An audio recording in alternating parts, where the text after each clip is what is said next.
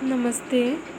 मैं शबनम, प्रवक्ता diet Sonbhadra DElEd fourth semester की ऑनलाइन कक्षा में आप सभी स्टूडेंट का स्वागत करती हूँ। हमारा आज का टॉपिक है स्वरों, व्यंजनों तथा व्यंजन समूहों को सुनकर समझना। टॉपिक पढ़ने से हमें लग रहा है कि इसमें जो है सारा जो फोकस किया गया है वो सुनने की शक्ति पर। ठीक है, तो आइए हम सबसे पहले ये जानते हैं कि श्रवण शक्ति है क्या। सुनना एक प्रकृति प्रदत्त शक्ति है। ठीक है, जिस व्यक्ति की श्रवण इंद्रियाँ ठीक नहीं होती वह व्यक्ति किसी भी संदेश या निर्देश को उचित रूप में नहीं सुन पाता है, जिससे कि उसके कार्य व शिक्षण की प्रक्रिया अवरुद्ध हो जाती है। छात्र को निर्देशों, संदेशों तथा कहानियों के निहित भावों व उद्देश्यों को सुनकर समझने के लिए उनमें श्रवण कौशल उच्च होना चाहिए।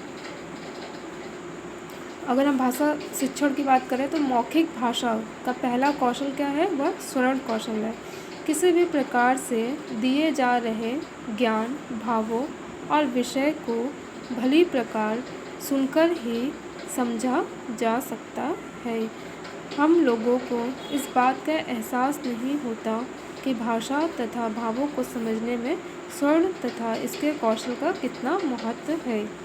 अगर हम इसे प्रारंभिक स्तर पर देखें तो यह बालकों के ज्ञान में वृद्धि करने तथा बालकों के विकास की वृद्धि में अध्यापक, समाज तथा परिवार द्वारा निर्देशों, संदेशों, कविता शिक्षण, नाटक शिक्षण द्वारा कई प्रकार के भावों, विचारों को समझाया जाता है, जिससे उनका सर्वोत्तम विकास किया जा सके।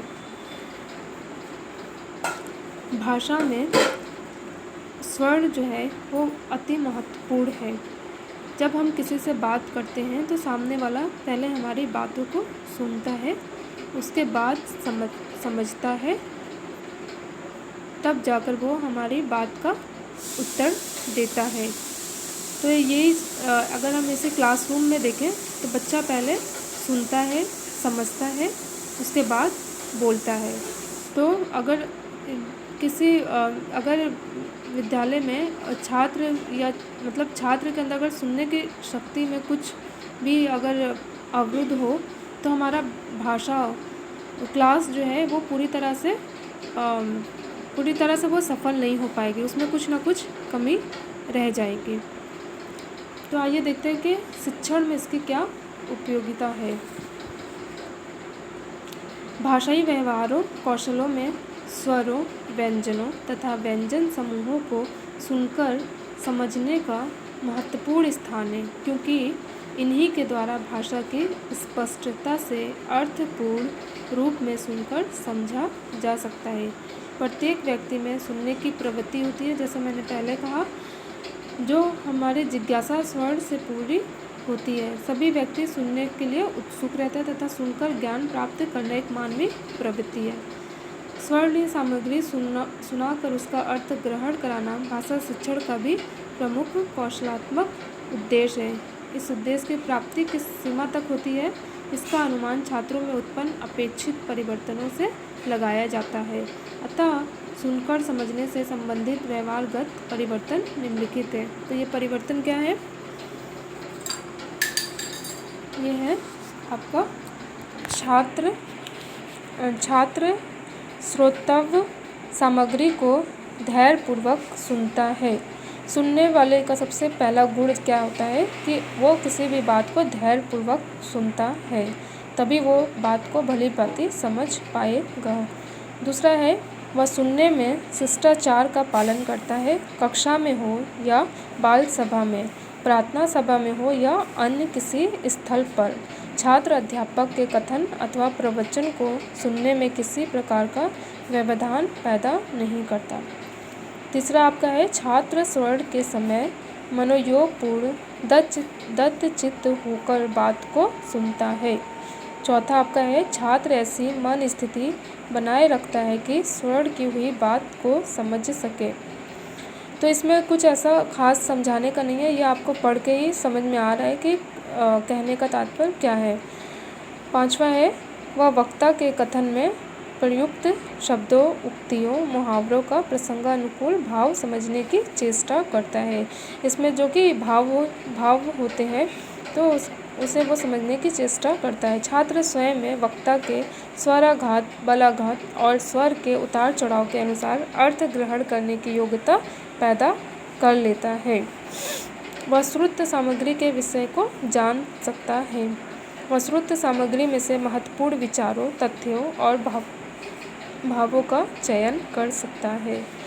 9वां है, वह इन विचारों, तथ्यों और भावों के बीच परस्पर संबंध स्थापित कर सकता है कि जैसे भाव होते हैं, कोई सुख के भाव है, दुख के भाव है और इसमें टकराव होता है, तो ये इसे भली भांति समझ सकता है। वह श्रुत सामग्री का सारांश ग्रहण कर सकता है।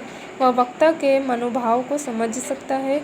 वह वक्ता के अभिव्यक्ति के ढंग को समझ सकता है। और इसका हम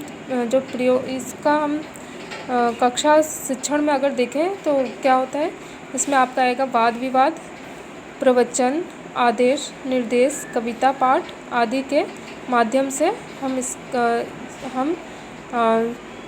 स्वरों, व्यंजनों तथा व्यंजन समूहों से जो भी हम लाभ उठाना चाहते हैं कक्षा में, तो ये यहाँ पे हमें दिखता है।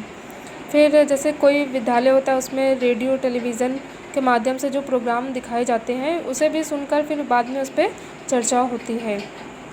ये तो हो गया। उसके बाद आप ये देखिए कि कक्षा कक्ष में भाषा सीखने की प्रक्रिया में शिक्षक को सर्वप्रथम बालक की मनोदशा का ज्ञान करना चाहिए। ये तो हो गया कि हम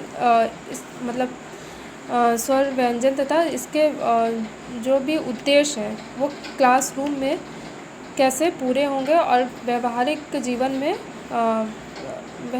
में बालक जो है उसका कैसे प्रयोग करेगा। ठीक है, अब हम ये देखते हैं कि हमारे क्लास टीचर जो है वो इसे कैसे बच्चों में अप्लाई कर सकते हैं, या मतलब एक सर्वोत्तम दशा क्या है। ठीक है, तो पहला है इसमें कक्षा कक्ष में भाषा सीखने की प्रक्रिया में शिक्षक को सर्वप्रथम बालक की मनोदशा का ज्ञान करना चाहिए। पहले ये देखना चाहिए कि वो सुनने के लिए तत्पर है या नहीं है। जब वो तत्पर होगा तब उसे कोई भी अगर कठिन भी होगा तो भी वो उसे समझने की कोशिश करेगा, लेकिन अगर वो तत्पर नहीं है तो आसान से आसान भी आप उसे सिखाने की कोशिश करिए, वो नहीं सीखेगा और सुनने का तो बिल्कुल भी प्रयास नहीं करेगा। दूसरा है आपका बालक में सुनने की आदत के विकास के लिए यह आवश्यक है कि शिक्षक स्वयं पहले छात्र को सुनने का प्रयास करें।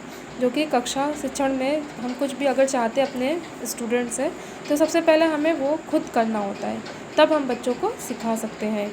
तो जब आप पहले सुनेंगे तब सामने वाला भी आपकी बात को सुनना चाहेगा। ठीक है, इसके बाद आइए सुनने की आदत का विकास करने के लिए शिक्षक को रुचिपूर्ण ढंग से भाषा संबंधी ज्ञान को सिखाने का प्रयास करना चाहिए। इसके लिए शिक्षण अधिगम प्रक्रिया में शिक्षण अधिगम सामग्री का प्रयोग अनिवार्य रूप से करना चाहिए। और चौथा है सुनने की आदत का विकास करने के लिए शिक्षण अधिगम प्रक्रिया में शिक्षक को नवीन शिक्षण विधियों का प्रयोग करना चाहिए, जिससे छात्र रुचिपूर्ण ढंग से भाषा संबंधी ज्ञान सीखने के लिए प्रेरित हो सके। अगर हम इसमें मीडिया का प्रयोग करते हैं तो वो क्लास ज़्यादा इफ़ेक्टिव बन जाएगी और बच्चे उसे ध्यानपूर्वक सुनेंगे, और अगर छोटी क्लास है तब तो बच्चे उसे बहुत इन्जॉय करेंगे। तो हमें अपने जो भी TLM है, हमें उसमें भी कुछ चेंजेस करने चाहिए। टीचिंग एड्स है, ये सब में कुछ ना कुछ नया करना चाहिए ताकि बच्चे उसकी तरफ आकर्षित हो सकें। छात्रों में सुनने की आदत का विकास करने के लिए शिक्षक को शिक्षण अधिगम प्रक्रिया में छात्रों की सहभागिता सुनिश्चित करनी चाहिए, जिससे छात्रों के अपने अस्तित्व का बोध हो सके और वह ध्यानपूर्वक शिक्षक कथन को सुनने के लिए प्रेरित हों। छात्रों में सुनने की आदत का विकास करने के लिए शिक्षण अधिगम प्रक्रिया में शैक्षिक तकनीकी प्रयोग को बढ़ावा देना चाहिए। ठीक है, छात्रों में सुनने की आदत का विकास करने के लिए यह आवश्यक है कि शिक्षक द्वारा उचित संप्रेषण की व्यवस्था स्थापित की जाए, जिससे छात्र अपनी समस्याओं का समाधान प्राप्त कर सके तथा शिक्षक के तथ्यों को ध्यान से सुन सकें। ठीक है। छात्रों में सुनने की आदत का विकास करने के लिए यह आवश्यक है कि शिक्षक को कक्षा में निष्पक्षता एवं समानता का व्यवहार करना चाहिए, जिससे छात्रों में हीन भावना का जन्म ना हो तथा सभी छात्र ध्यानपूर्वक शिक्षक के तथ्यों को श्रवण कर सकें। हमें क्लास में हर एक बच्चे की बात को सुनना चाहिए, उसमें कोई भी पक्षपात नहीं करना चाहिए, नहीं तो वो बच्चा हम कभी भी आगे नहीं आएगा।